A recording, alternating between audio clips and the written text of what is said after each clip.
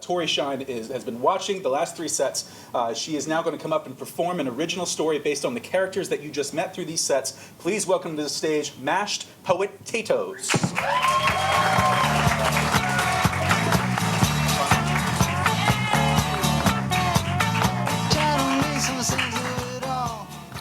I present Shenandoah Dreaming. The Shenandoah Valley was a lonely place to grow up. As a child, my imagination, it was my only hope. The closest thing I could find to real porn, well, it was my 8th grade teacher's Instagram posts. He was the dumbest teacher in the valley, but the most beautiful kind of fool. I spent so much time looking at his locks of hair, but then my mother said, "You're not doing good enough in school." All I cared about was porn, then soccer. But this village, it had no room for my kind of dreams. Everyone here, they just milked cows or married their brother. But that wasn't the future for me. I met Marcus when he was passing through town. He was interviewing for a traveling show. I pretended I had the ability to move objects with my mind, and he invited me to join him on the road. I was nervous to tell him the truth. I was in a bind. I totally bluffed my way through that interview. I couldn't move objects with my mind. But any excuse to get out of this town, well, that sounded good to me. And so I kept my secret safe, followed Marcus on the road in pursuit of a bigger dream. We started dating right away. And suddenly it was our 3rd date. That meant it was time to meet his family. And hopefully after that, we'd get to mate. Marcus took me to his mother's Italian restaurant. It was the kind of place that would draw a really big crowd, where the chicken wings taste like chicken, and they sing the menu out loud. Tale as old as time, 2 glasses of wine, linguine and vegetable trays, kielbasa logs for days, Marcus, his mom, and me. I assumed since this was his family spot, they wouldn't charge us any kind of fee. But then his mother slapped the bill down in front and said, "Nothing is free." I left with a broken heart. No job, no dream, no mate. And to top it all off, I could taste that kielbasa every time I burped for the next 3 days. Was it time to return to Shenandoah? Maybe I was born to marry my brother and stay local. But then a soccer ball flew through the air and I kicked it and it went right into the goal. I found my place on the Olympic team, shooting penalty shots from both front and behind. I didn't need Marcus or my brother or Shenandoah. All I needed was the power of my mind. Thank you. A second chance at love. I used to be really scared to talk to people at parties. They'd ask, "Are you in school?" And I'd just recoil and back away. But I'd grown up socially over the years. Now I had tons of friends nowadays. My best friend Biff, he was the strongest of the bunch. He'd won the arm wrestling contest 17 times. But he was also really good at conflict resolution. Always that ace when he needed to shine. When I first married Lily, I thought we were destined for each other. And I loved her with all of my heart. I thought we'd always be together and create a family, side by side, from the very start. It was all going so well. I had friends and a wife. I was living the American dream, running a tech marketing company, marketing for the man. But alas, it was not what it seemed. My marriage with Lily had been on the rocks. And I hoped a divorce could be prevented. And then she took me out to this romantic dinner at the original spot where buffalo wings had first been invented. I thought we were there to rekindle that spark. But I could tell the jig was up. My wife had taken me to our favorite restaurant to tell me she wanted to break up. I mean, it was true we'd lost that click, click, click. We didn't adventure the way we did before. I mean, hell, sometimes I'd text her when I wanted to say something rather than just walking through the other door. Lily, she said, life is like a rose on the other side of a window. And I said, hold it, I'm going to stop you right here. I'd had enough of these abstract metaphors. Didn't my love even care?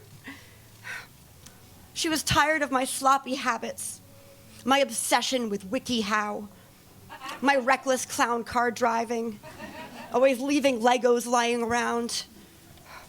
Can't you unplug the computer just once a day and focus on us, she pleads. I want more of your time. I want more of you. I want you to focus entirely on me. She walked right out of the restaurant, ordered her bread bowl to go, and I was left there all alone with no wife, no family to show. Man, I had a plan for my life, but now it's all falling apart. All of my dreams, are they ever going to happen? Or am I always going to be stuck here at the start? Well, I called the guys and I asked them to come over, but they were all out of town. Even Biff was on the road. And I collapsed, full of frowns. But then I turned to my most trusted source, the internet. With Wi-Fi, I have the power of now. Everything you need to know about human psychology, you can find on WikiHow.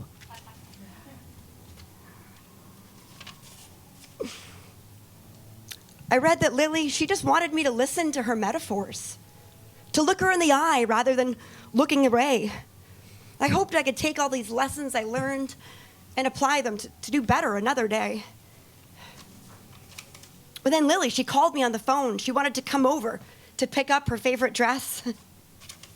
My apartment, it was covered in blue cheese and mayonnaise. And I said, Lily, I'm sorry. I know this place, it's such a mess. But then I unplugged the computer and I looked her in the eye. I said, baby, you've been missed. I promised to unplug once a day. And then we made up at Painting with a Twist. Thank you. We'll call this one Mother's Milk.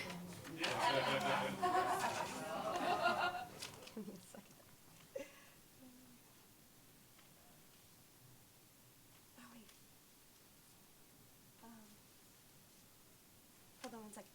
There's one more page. Hold on one second.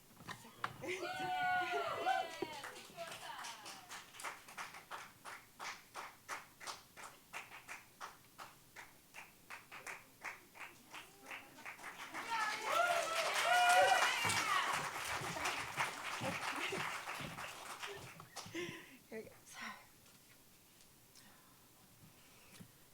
It's tough being the second twin born. Always trying to catch up, always behind, a little bit shorter, a little bit less mature, always second in line. My older brother, Levi, he was a natural-born winner, the kid who made varsity freshman year. Prom king 4 times, always had a date. He could even accelerate in second gear. Whereas me, I was barren and covered in sores, the kind of twin who'd get eaten by a zombie in the opening scene. I wore pajama pants in public. If you want to know what that bad smell is, well, yeah, it's me. My top role was the understudy for the supporting actor in a remake of Home Alone 2. I mean, surely there must be a more noble place where I could be famous. Isn't that true? And I was tired of eating other people's leftovers, tired of dating divorcees and widows, tired of hand-me-down clothes and hand-me-down cake. I wanted to be the favorite kiddo. And everyone kept saying I was depressed just because recently our mother had died. and I must be facing mortality in a new way. But there was more to this misery. It was a whole life of second place. I just wanted to be on top for one day. Levi, he called to talk, but I said, I'll have to call you back. I didn't have time to listen to him boast. I mean, we were friends, but we didn't have to hang out. I knew people always loved him the most. I was sitting alone in this cafe when an agent named Nina looked me in the eye. She said, "You look like you could use a hot cup of coffee." And then she listened to me cry. Nina offered me a co-starring commercial gig. The Olympic swim team was sponsoring Hood Milk. They wanted me to dive into a pool of skim, wearing a Speedo made of silk. There'd be a curtain across the midpoint of the pool, so neither actor could see the other. But I didn't care if that other actor could see me. The only person I wanted to impress was my big brother. Finally, my chance in the spotlight. I showed up on time with all my talent to give. But the pool, it was full of powdered milk. Nobody could dive into that and live. There's no liquid in this pool. Not even enough milk to take a shower. I'm alone. I'm a failure forever. There I was at my lowest hour. The tears that I'd been holding back inside, they came flooding out all at once. That's right, I broke the seal. I wailed and I bawled and I sobbed. And I knew the pain was real. And my tears, they fell into the pool. And this tidal wave, it started growing. And I noticed there was liquid also coming from the other side too. Somebody else's tears were flowing. As I sat there crying over spilled milk, I realized I really did miss my mother. And then as the curtain in the middle fell to the ground, I saw that the other actor, it was my big brother. Levi, he said, "You don't know what it's like to always be the best. No one wants to shoot hoops with me or shop. I've been isolated all my life. It's lonely at the top." I never knew we had so much in common. We dove into that pool hand in hand. Mother's milk, it brought us back together. And we became the most successful co-stars in the land. Thank you.